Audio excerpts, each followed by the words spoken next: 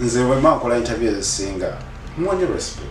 That's my guy. Lebo abanga yakikola mu butamanya. It's okay wakikola mu kumanya. What I expected from a brother. Kwe kugamba nti hey blood nawe dali nakayimba wekati. Because nange mu choino manya original nafuna lines from his song Fati. When na ye with respect chenakola. With respect chenakola. Namusindikira message before I release the song. Nemga blood. Nafunye ebigambo line ezimu pick up lines. Is it okay? Nampa go ahead nangamba. No, it's okay. The same thing he would have done. Chenali Subida as a brother. If he knew about my song, Chenali Subida never. But Munze Chendo that you told right now as a brother, you told as a competition. Because you have if for Rimba Lulu from Makubo already Mungi Yamanyiki Dua Okuyimba Eniba Kubitwe Bidigo. It's a Mulanga Dance while you came back to Gamba, so looking up YouTube channel and get the truth.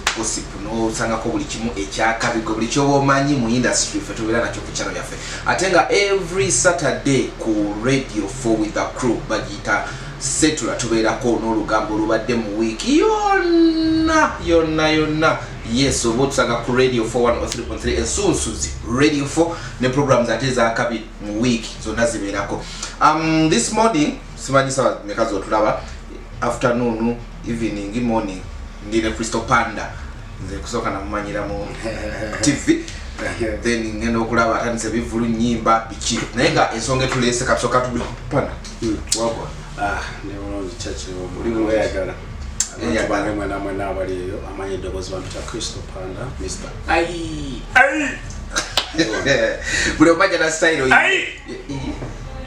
olocheji bachikulumye tawali anyway Panda ensonga zisinza okwagala okuleeta already olina ennyimba empya okoze ne shibo okoze n'abayimbi bangi but there is a song you are neglecting baluyita bintwala kyekyakuviirako oluyimba olwo lwesonyiwa oluyimba olwo nalukola at first actually oluyimba olwo nalukola before my brother's song Monji naye alina oluyimba lwe lumu this is what happened ngenda mu studio nkola oluyimba luggwa lupostinga kawo I don't know if my good friend yalulaba wati yalulaba naye ebyo nabita so yamanye nze nakita so lupostinga ali naenda ba akoze oluyimba lwe lumu nalina title yemu ebigambo biringa byebimu kati ye namulya kulumwa yogera mu interview nagamba nti bintwala is like the way you see when I love you it's like a jargon it's like a word bemaso chikozesa shagera so ye excuse yawa negade bo de lyrics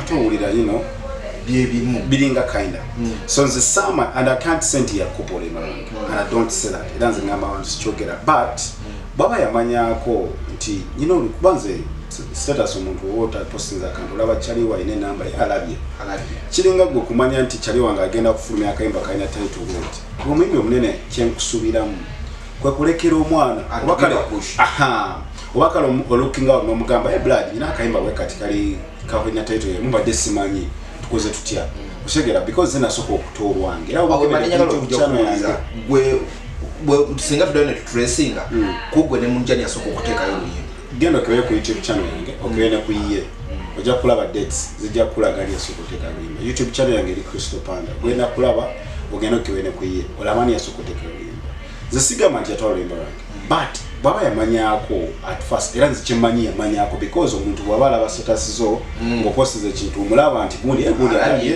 alabye ali nekyagala kwa postinga ku Instagram yange atanfollow ngana yemfollow okitegeeza ne taina excuse ya kungamba nti yalaba ne baba ti yalaba ngachikola mu simina ko buzibu Panda wena ogambya ka status wateka ku status no mu ba viewers ku status yo mulaba ngatana tabulwe yes because Zolima nalukola buza ati nalukola before his song Olimba nalukola lockdown we yatandikira mwezi weeks ebiri mwana kola oluyimbo olu ne kuterawo mu lockdown I know number ya soko kola lockdown then alokadako bintwala that's the thing so kati gwayagala okumanya H2 manyisaganya abantu bajalowooza ayogera kwa imbi abanena yambukira okusiriyagala ne ate majagala nyamazima shege baba yakikola mu bugenderevu sikirungi wache yakikola nga simu bugenderevu it's okay shege because ali ene definite kola music era chobola ze muwanye respect twina nolimba fembi era nagamba okay kanjira nduvako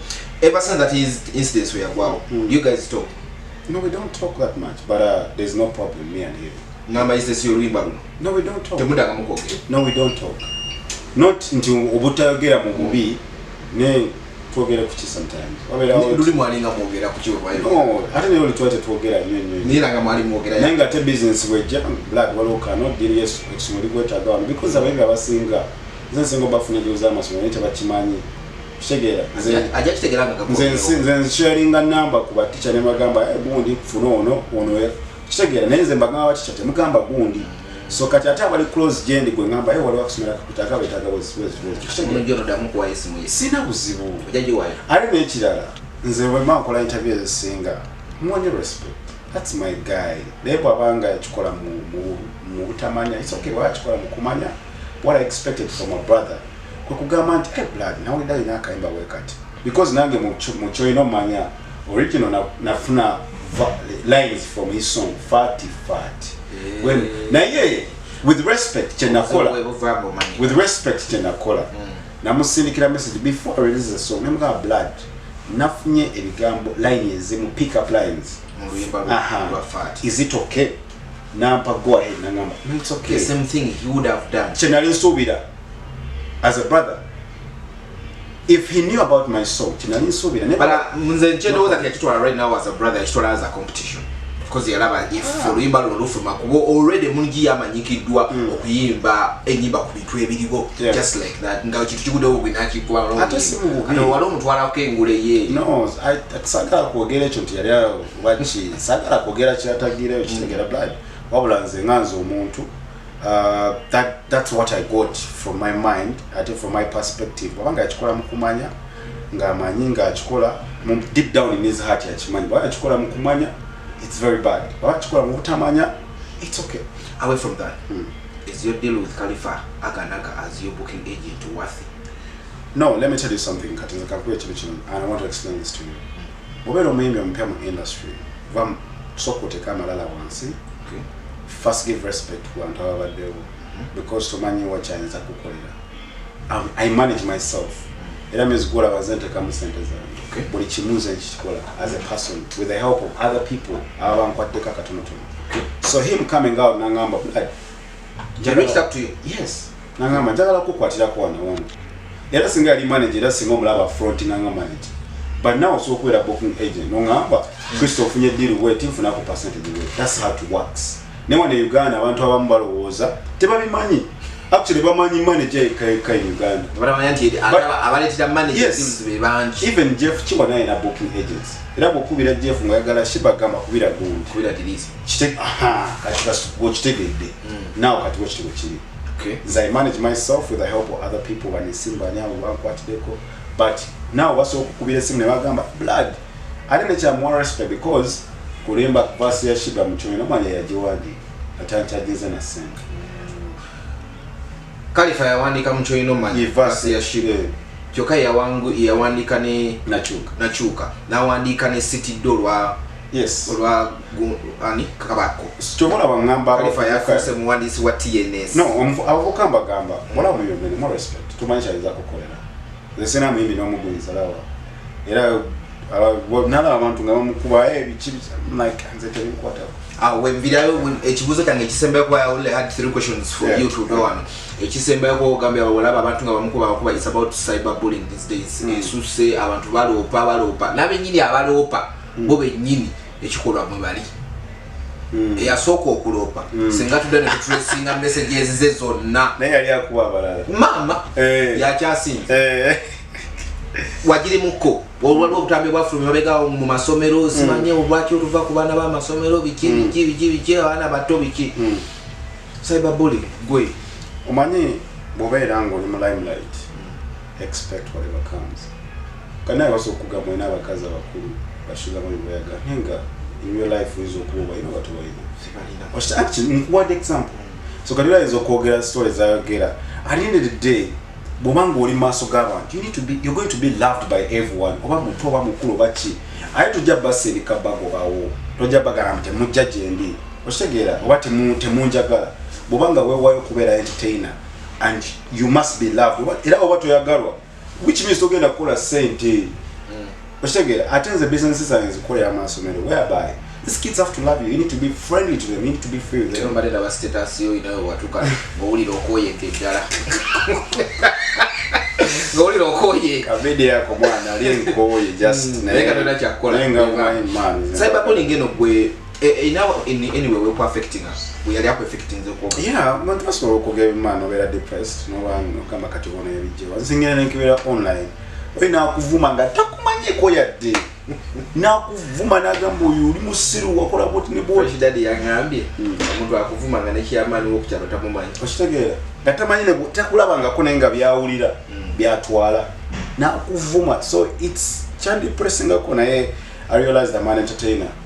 And if people don't talk about you, then you don't make sense. Era abantu bakumukobya ko ne bakuvuma ne bakola ki baba bakolera na mawulire. So go gamba it's in a good way. Sometimes chikolera, sometimes techikola. Some women are so emotional, but for us men, strong and like that. Ye gondi sini yagambye whether good or bad chimukolera, the only thing chagenda kutana kokola kukuyita mu ringi wamwogeddeko kigwera omusigaza friendship nga kubye. Sindi mwagala nyo bwana. It's one of my biggest female artists. Why you batu you yagambe cyberbullying tayagenda kulopa ku use soba police. Ajja kukubira simu yagambe mwana wa cyano minyangu. Simuvuma ko. Taga yagambe ko yagambe bona bali mu industry. Yajja kuita mu ekube bwekubi. Nanze sindi mwanya respect. Simena ko buzibu. Era bwabaye batu kyagede. Muna like ina manya kukuwa. So nanze as a person, this is the only way nje chikolamu. Nze kuleka no bono yogera wotoketse osirika. Nola baganga to next no gamba nayo onanvume nnyo seriously obaka ngende ndopeni any law. Sisobola, and I will never do that because at the end of the day boba we wayo ngoli entertainer expect anything. Baino kuvuma, baino kuwana, baino kola chi, we wayo ngoli public figure, uli maso g'abantu, expect whatever comes. Zabantu banjeleka when I used to post about my child. Otukubo mwana kisirani wakalaba biki nimagamba muri mutima abamu ne madam nembuza blood nkukoze eki page yange oze ku page yange mwana ngampostinga wange data wange naye nanziramu nangamba data wange we gwabo sese kuvuma. So you think Lydia Jasmine was right okutwala angoje atutte na taginga UCC bichi bino na I'm not talk about Shila. I'm talking about women. All about akazi bali so emotional. I think sometimes nafe bajana so to suka ne twogera mu ebinji ustegeera. So either way chisinzira omuntu kigobo kigambi. To a man, for us we are brave. Mugamba you guy get there money. But to a woman she was so touched, man. My good friend. My good friend. Simanye bamazimu wabitufu. Sawa sagala gena ne my good friend Ibrahim. I never yayongera mu. Yayongera mu. Ayumi yayongera bitufu bwana yayongera mu. But I think that's his job. Era kusudia kujereka kola chi. Buli omuntu omulimo gwe yamanye. Do you think it was him going so low? No. Apology na no omuntu apologizes. It's something bantu batonunya abamanya nti cause and sorry na apologizing. That's being mature. That's being a man. Era baba yachikoze mulo kirungi. Baba if he wasn't forced, no, he forces ezamugizera ne baba yachikoze from his heart. It's okay. Anti Lydia Jasmine yokupegi yajigobi. Ngamba genda kuwoloko so extra okuleka apologira na achikola. Anti that's the thing. Chegamba if he did it then that's okay. Ali necha never tulina okukimanya bana bali wera kutukuba, bali kutuvuma. Jemini mojabe kubalia.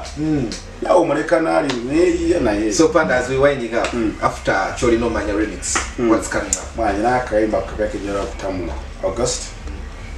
Right now man, jagala kola music seriously. Before madam kola I'm just enjoying because that's why madam kola limba lumu waka nchita, but now that's why kubera na big artist like Shibon song no those and you're still down. No those and you're charting up worry. So her song the remix me and Shiba it changed my life.